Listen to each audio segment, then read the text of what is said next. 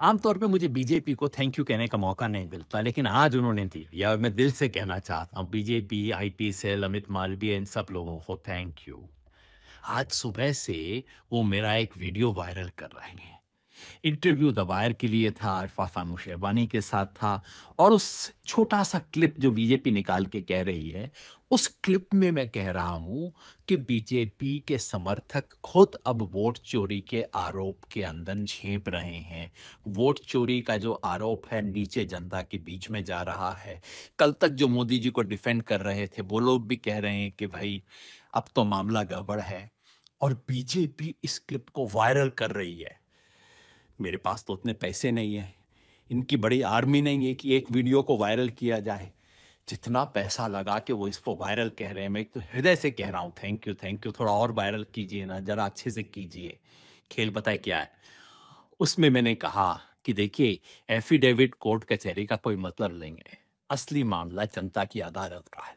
और मैं फिर कहता हूँ, लोकतंत्र में हर बड़ा राजनीतिक सवाल अंततः जनता की अदालत में जाता है, और ये वोट चोरी का सवाल जनता की अदालत में है, और जनता का फैसला आना शुरू हो गया है। बीजेपी घबरा गई है। पहले इनकी ट्रोल आर्मी क्या करती थी, अब बीजेपी का नेशनल अकाउंट ट्रोल आर्मी की तरह काम कर रहा है। मतलब मामला गड़बड़ है, घबराहट है। वोट चोरी करते हुए पकड़े गए हैं, और अब समझ नहीं आ रहा, लेकिन देश को समझ आ रहा है। इसलिए आप ये बीजेपी वाला क्लिप जरूर देखिएगा, साथ में हो सके तो 4 मिनट का एक थोड़ा लंबा क्लिप है, वो भी देख लीजिएगा। जैसे बीजेपी ने फेक न्यूज़ की फैक्ट्री बना रखी है इस देश में, फैक्ट्री है, 9 से 5 काम होता है झूठी खबर बनाने के लिए। कहीं ऐसा तो नहीं कि किसी ने फेक वोटर बनाने और फेक वोटर डिलीट करवाने की फैक्ट्री चला रखी है, और यानी इससे ये भी पता चुनाव चलता है आयोग नहीं कर रहा कि है। मास स्केल पे हो रहा है इसका मतलब। उनका इशारा यही है कि ये बाई चांस एक केस में हमें पकड़ में आ गया, लेकिन ये मामला बहुत बड़े स्केल पे है, और उसके लिए प्रमाण वो क्या और इलेक्शन कमीशन नहीं कर रहा है। शायद मेरे ख्याल में उनका इशारा इलेक्शन कमीशन की तरफ नहीं है, तो बीजेपी की तरफ है। जाहिर है वही होगा कि ऐसा क्या है, वो क्या चीज़ है, वो कौन सा आईपी एड्रेस है। यानी कि कंप्यूटर में, इंटरनेट में जब आप इस्तेमाल करते हैं तो आपके घर का एक यूनिक नंबर होता है, बिल्कुल। और आपका डिवाइस जिससे ट्रैक हो सकता है कि आप फ़ोन से यूज़ कर रहे थे इंटरनेट, या कि आप अपने लैपटॉप से यूज़ कर रहे थे, वो ट्रैक हो सकता है। चुनाव आयोग के पास सूचना है, वो कौन सा कंप्यूटर है जिसकी सूचना चुनाव आयोग देना नहीं चाहता। कोई एक व्यक्ति होता, कितना भी बड़ा होता, चुनाव आयोग को क्या डर था। अगर एक बड़ा नेता भी होता चुनाव आयोग को शायद उसका भी डर ना होता। ये कुछ एक्शन थ्रिलर जैसा मुझे महसूस हो रहा है, जिसमें सस्पेंस भी है, जिसमें हर चीज है, और इसमें टेक्नोलॉजी भी है। एक इंपॉर्टेंट चीज देखिए इसमें टेक्नोलॉजी की है कि जितने भी लोगों के नाम से दिया गया ऑब्जेक्शन, वो सब मतदाता संख्या नंबर 1 है अपने अपने बूथ के। ये क्यों हो रहा है? राहुल गांधी ने ये सवाल उठाया, जाहिर है कोई सॉफ्टवेयर कर रहा है। लेकिन योगेंद्र जी, मैं आती हूँ उस सवाल पे वापस, लेकिन फिर फौरन दूसरा सवाल जो जहन में पैदा होता है वो ये कि पहले राहुल गांधी 5-6 हफ्ते पहले आए, उन्होंने एक कंस्टिट्यूएंसी की बात की, अब उन्होंने 3 कंस्टिट्यूएंसी की बात की है। ऐसा करते करते तो उम्र गुजर जाएगी और ये साबित ही नहीं हो पाएगा कि इलेक्शन कमीशन धांधली कर रहा है, कोई एक ऑफिसर धांधली कर रहा है, क्या बीजेपी के कुछ लोग धांधली कर रहे हैं, किस राज्य में ये धांधली हो रही है। बिहार का इलेक्शन सबसे पहले वो तो सर पर है, तो राहुल गांधी, उनकी क्षमता एक विपक्ष के नेता के तौर पर, उनकी सिर्फ 2 राज्यों में सरकार है, ये बड़ा ऐसा लगता है कि कोई गुड़िया गुड्डा का खेल है ये। ऐसा मुझे नहीं लगता, इसलिए कि देखिए आपको कहाँ साबित करना है।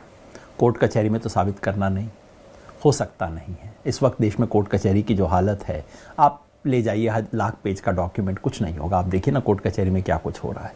आपको अंततः जनता की अदालत में साबित करना है, पब्लिक परसेप्शन।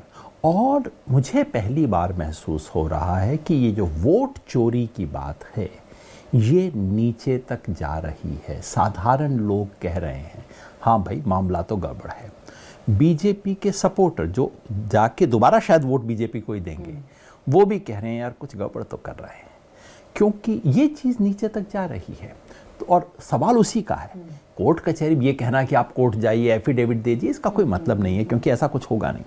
पब्लिक परसेप्शन इसके साथ सिंक कर रहा है, सिंक्रोनाइज कर रहा है, और इस हद तक राहुल गांधी अभी तक सफल हुए हैं। और कौन सा वोटर है ये, कौन सा नागरिक है, किस तरह के लोग हैं जो इस थ्योरी पे यकीन कर रहे हैं? देखिए, दो तरह के लोग हैं। एक तो जो इन एनी केस बीजेपी को शक की निगाह से देखते हैं, उनके मन में तो वैसे ही आ गया है। लेकिन जो बीच का वोटर है उसको भी लग रहा है कि यार हो ना हो गड़बड़ तो कुछ हो रही है। जो बाउंड्री की दीवार पर बैठा हुआ है, कूद नहीं रहा है, बस बैठा हुआ है, जो बैठ के कहता है हाँ वैसे तो मोदी जी ठीक है, लेकिन ना कुछ तो ठीक नहीं, कुछ तो गड़बड़ है। जो कल तक व्हाट्सएप के ऊपर आपसे लड़ने को तैयार होता था मोदी जी के नाम पे, लेकिन आजकल चुपचाप बैठा हुआ है, आजकल कुछ बोल नहीं रहा है।